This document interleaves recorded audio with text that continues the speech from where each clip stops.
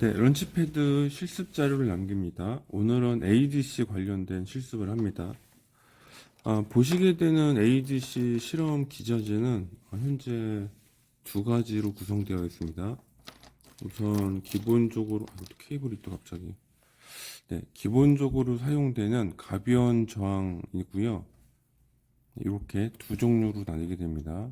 기능은 동일합니다. 약간의 차이가 있는데 가변 저항 같은 경우는 가운데가 그 가변 저항 노브입니다. 여기 화면에서는 갈색 신호로 보이는 부분인데 케이블은 뭐 상황에 따라서 색깔이 다르기 때문에 색깔로 구별하지 마시고 위치로 기억해 주시면 좋겠습니다. 현재 보시는 이 샘플은 갈색이 그 가변 저항 신호고요. 색깔 기준으로는 검정색이랑 빨간색이 각각 검정색 그라운드, 빨간색의 전원으로 생각하시면 됩니다. 이렇게 저항만 있는 경우는 저항은 극성이라는 게 없으니까 빨간색을 그라운드, 이 검정색을 플러스로 넣을 수도 있습니다. 극성은 따지지 않습니다. 단 이 가운데 갈색은 신호다. 그리고 이제 극성은 관계없지만 그냥 규칙성을 위해서라고 생각하고 뭐 검정색 그라운드, 빨간색 전원선이라고 정하시고 사용하시면 큰 문제는 없고요. 혹시 실수로 거꾸로 꼽는다고 해서 크게 놀라지 않으셔도 됩니다. 이 저항은 그렇습니다. 다른 저항기는 똑같은 저항 제품을 쓰고 있는데 차이점이 이 가운데에 그 볼테지 팔로우 OPM프가 하나 들어가고 있습니다. 예. 이렇게 RIR로, 그러니까는 굉장히 입출력 범위가 넓은 OPM프인데 3.3에서 5V까지 동작을 다 하고요. 얘 같은 경우는 신호가 조심해야 됩니다. 요 색깔 기준으로 말씀드리면 요 샘플마다 케이블 색깔이 다르니까 조심하시고요. 우선은 보고 계신 샘플 기준으로는 요 파란색이 그라운드고요. 흰색이 전원, 그리고 가운데 보라색이 신호입니다. 왼쪽에 보고 계신 요 저항과 저항으로만 된 기자재의 차이라면 저항 같은 경우는 전원 극성의 차이를 따지지 않습니다만 OPM프는 전원 극성의 차이가 있겠죠. 그래서 요 회색이랑 파란색 위치에 있는 전원을 거꾸로 꼽으시면 큰일 납니다. 다시 한번 말씀드리지만 이렇게 노브를 하늘로 놓고 보시는 경우 두 샘플 모두 가장 왼쪽에 있는 케이블이 플러스, 여기 가장 오른쪽에 있는 케이블이 그라운드, 가운데 케이블이 신호라는 점을 유념하셔서 보시면 될 것 같습니다. 이렇게 보시면 되고요. 자, 현재 그 영상의 제품은 제가 다른 가변정을 하나 꽂아 놓은 상태인데 이렇게 연결해 놨고요. 이걸 다시 한번 보면 이게 샘플 만든 것보다 케이블 색깔이 틀리기 때문에 좀 조심해야 되는데 이제 색깔로 설명드리자면 굳이 여기서는 요 주황색에 해당하는 게 전원핀에 해당합니다. 그래서 전원핀은 런치패드 보드에 여기 3.3V라고 적혀 있는 여기에 꽂아 주시면 됩니다. 그리고 꽂고 네. 그 다음 요 시그널에서 요 녹색 케이블이 그라운드입니다. 이 그라운드는 런치패드 여기 오른쪽에 보시면 여기에 그라운드라고 적혀 있는 핀이 있습니다. 여기다가 꽂아 주시면 됩니다. 하고 가운데 이 가변종의 가운데 노란색 신호가 시그널입니다. 그거는 요 오른쪽 이 런치패드 오른쪽 커넥터에 잘 보시면 30이라고 적혀 있는 핀이 있는데 요 가장 오른쪽 아래 커넥터 쪽에 이렇게 꽂아 주시면 됩니다. 화면처럼. 그러면 기본적으로 이제 ADC 실험을 할 수 있는 조건들이 갖춰져 있습니다. 아무래도 직접 연결하는 구조다 보니까 몇 가지 주의사항이 있습니다. 지금 영상에 보드처럼 이런 외부 부품을 연결할 때는 반드시 USB 전원을 끄거나 지금 꺼져 있는 상태입니다. 분리한 상태에서 먼저 조립을 하시고 다 케이블이 이렇게 다 조립이 되면 USB를 꼽으시고 전원을 켜 주시는 게 가장 안전한 방법입니다. 관련 내용은 수업 시간에 이제 여러 차례 말씀드렸기 때문에 아마 충분히 숙지하고 계시리라 생각이 듭니다. 그리고 이렇게 와서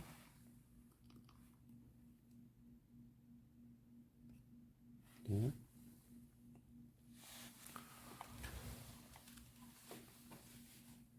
그 다음에 런치패드 CCS에서 제공하는 이그젬플 중에 ADC, EX1, SOC 이그젬플을 임포트 하시면 됩니다. 네, 관련 내용은 이제 수업 시간에 이제 설명드리겠지만 여기 파일, 임포트 이렇게 임포트 창이 뜨면은 CCS 프로젝트 누르시고요. 그 다음에 넥스트.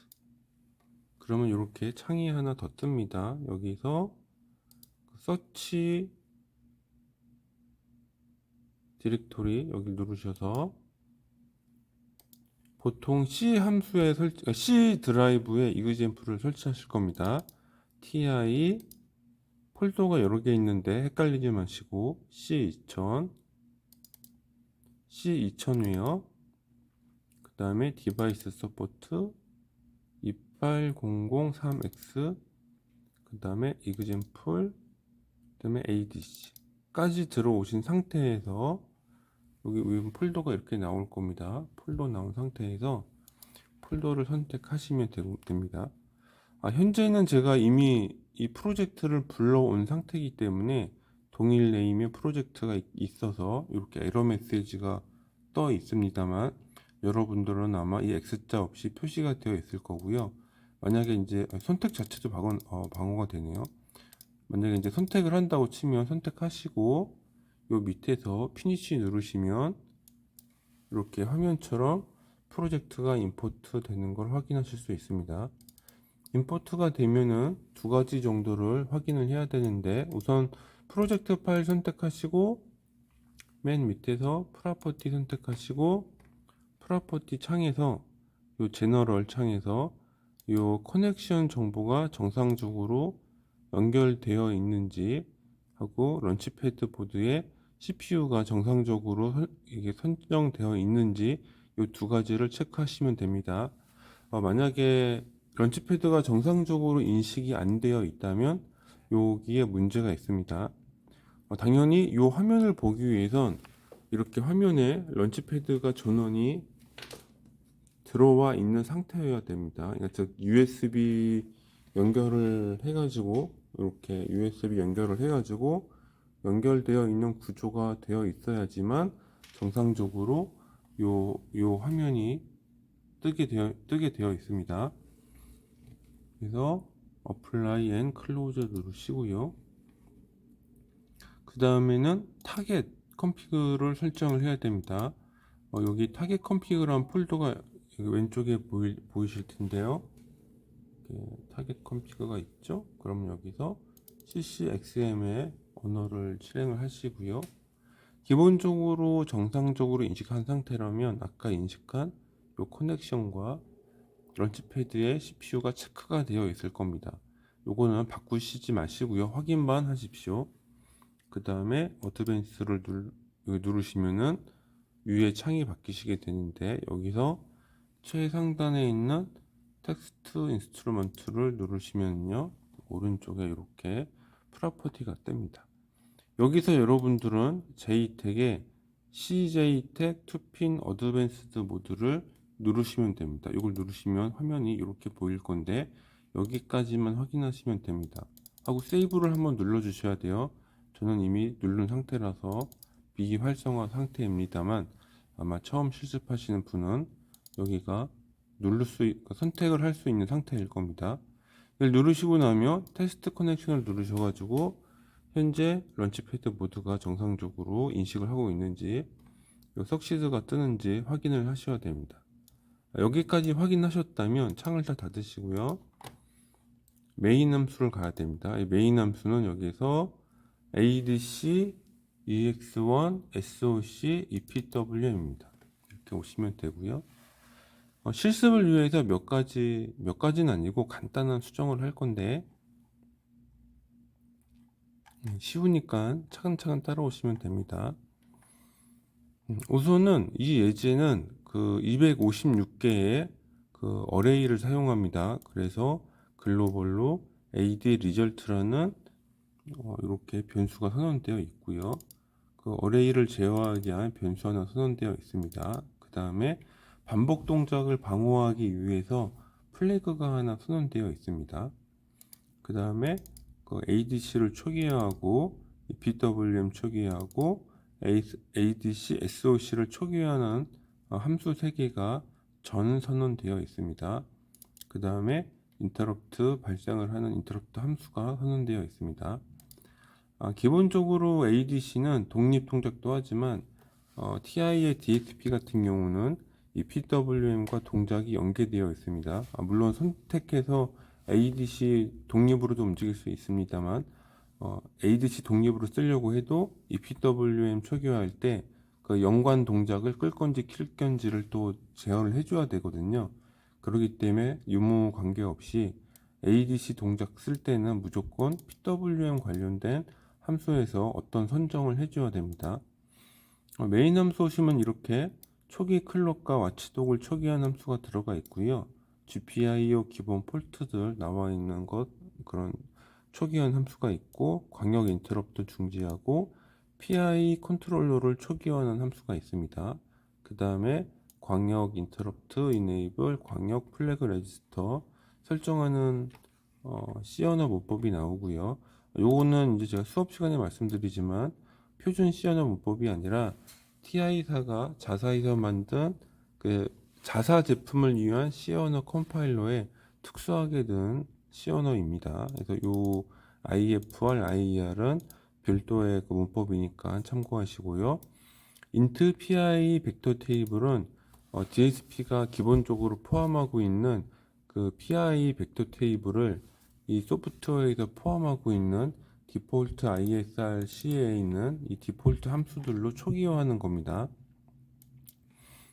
그 다음에 여기서는 이제 우리가 그 ADC 인터럽트를 쓸 거고 ADC A 채널을 쓰기 때문에 기본적으로 ADC A1 int라는 함수를 유저 함수로 치환하게 됩니다. 그래서 이게 그 코드이고 그 다음에 ADC 동작 들어가 보면은 ADC 인터럽트가 아마 아래쪽에 있을 건데 이렇게 안에 레퍼런스를 내부 쓸 건지 외부 쓸 건지 그 다음에 프리차지 이제 클럭은 어떻게 할 건지 그 다음에 이제 그 어느 타이밍에 ADC를 스타트 할 건지 그 다음에 파워를 이제 키고 이제 시간을 주는 이런 기본 TI에서 요구하는 함수 코드들을 실행하게 됩니다. 그 다음에 앞에 와서 그 다음에 이 PWM, SDC, SOC까지 보겠습니다. 이 예제 같은 경우는 이 PWM 동작에서 SOCA, 그러니까 아까 ADCA의 스타트업 컨버전을 할 거냐 말 거냐를 제어하기 때문에 기본적으로 어떤 초기값을 해줘야 되고요. 동작을 반복적으로 하기 위해서 TBPRD와 컴페어 레지스터까지 초기화된 걸 알 수가 있습니다. 그 다음에 카운터 모드, 지금 이거 그러니까 초반에는 계속 얘가 동작하면 안 되니까 잠깐 카운터를 중지를 해 놓고 있습니다. 그 다음에 int ADC SOC는 이제 실제 그 변환할 ADC 채널이랑 이제 트리거 방법 같은 거 하고 ADC 인터럽트 관련된 설정을 하게 됩니다. 그래서 들어오시면 어떤 채널에서 불러 그 할 건지 그 다음에 그 이제 아까 ADC 변환할 때 앞에 잠깐 샘플 앤 홀드라고 아날로그 신호를 잡아주는 기능이 있는데 그거를 몇 클럭을 할 건지 그 다음에 트리거 샘플은 어떻게 할 건지 숫자 5라고 되어 있지만 의미상으로는 이 PWN1 SOCA에 연관되는 코드를 활성화한 겁니다. 그 다음에 인터럽트 이네이블 활성화하고 플래그 초기화하고 그 다음에 플리그 이제 저 지우고, 요거는 인터럽트 이네이블 활성화하는 레지스터고, 요게 인터럽트 플래그인데 인터럽트 플래그 지우는 코드입니다. 그래서 이렇게까지 하면은 인터럽트를 쓸 수가 있고요. 다시 위에 와서 어디 갔죠? 이렇게 초기화가 되면은 이제 광역 인터럽트를 켜주고, 네, 그 다음에 뭐 리얼타임이나 이런 거 제어하게 됩니다. 이제 나머지 시간 동안은 이제 아까 설정한 그 어레이 256개 초기화하고 인터럽트 쓸 수 있게 그다음 EPWM 그 타이머 동작할 수 있도록 클럭을 넣어주는 겁니다. 그렇게 하고 이제 while 문에서를 뭐 하냐면 딱 요만큼 활성화가 되는데, 여기서 수동으로 강제로 카운트 모드랑 SOCA를 활성화를 합니다. 그러면은 버퍼가 풀이 될 때까지 기다리고, 왜냐면 여기서 인터럽트를 이네이블 하면은 인터럽트가 발생을 해서 이 풀이라고 하는 그 변수를 이제 뭐 0에서 1로 바꾸게 되거든요. 그러면은 그거 될 때까지 기다렸다가 다시 0으로 해가지고 다시 여기서 인터럽트를 끄는 동작을 합니다. 하고 실제 예제에서는 이렇게 ESTOP0, 그러니까 JTAG 홀딩하는 기능이 켜져 있는데, 여기서는 연속 동작을 위해서 이 부분을 주성문 처리합니다. 그렇게 되면 이제 나머지는 여기 ADC, ISR 인터럽트 루팅에서 계속 ADC 채널 리절트 0, 물론 ADC 채널은 ADC A1에서 읽어옵니다. 왜냐면은 아까 여기에서 어디 갔노? 여기서 ADC A1 채널을 설정했기 때문에 리절트 0에는 ADC1 채널 정보를 읽어옵니다. 그래서 그걸 읽어와서 계속 버퍼에 상승하면서 누적 저장을 하는 거죠. 그러다가 최대 수량까지 도달하면 인덱스 0으로 바꿔서 더 하지 않고 버퍼 풀 플래그는 1로 바꿔서 아까 메인 함수에 있는 메인 함수를 끄게 됩니다. 여하튼간에 이 인터럽트는 PI 벡터 테이블에 포함된 거기 때문에 끝나고 나면은 이렇게 PI 에크를 초기화해야 되고요. 그 다음에 여기 연속 다음번 인터럽트 일어나도록 ADC 인터럽트 플래그 치워주고 클리어 해주고, 기타 이제 인터럽트 오버플로우도 초기화 줘야 됩니다. 왜냐면은 이 ADC 인터럽트 하나에는 ADC 완료 인터럽트도 있지만 오버플로우 인터럽트도 있고, 그 다음에 관련된 여러 가지 인터럽트들이 있습니다. 그러니까 ADC 관련된 모든 인터럽트들은 ADC 인터럽트 한 개로만 모이기 때문에 어떤 동작하다가 ADC 인터럽트가 아닌 다른 요인 때문에 인터럽트가 발생할 수도 있죠.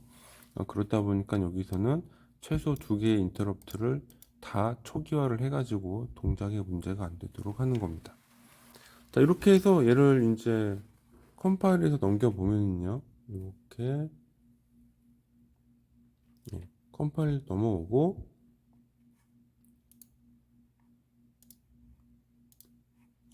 맨 처음에는 아무것도 없다고 가정하면 여기 어레이 배열 하나만 클릭하셔서 애드와치 익스프레션으로 저장을 해주면 됩니다. 이렇게 저장을 좀 크게 해서 보면 저장, 그러면 이렇게 변수가 저장이 되고, 여기 오른쪽 상단에 Continuous Refresh라고 하는 이 버튼을 꼭 눌러 놔야 됩니다.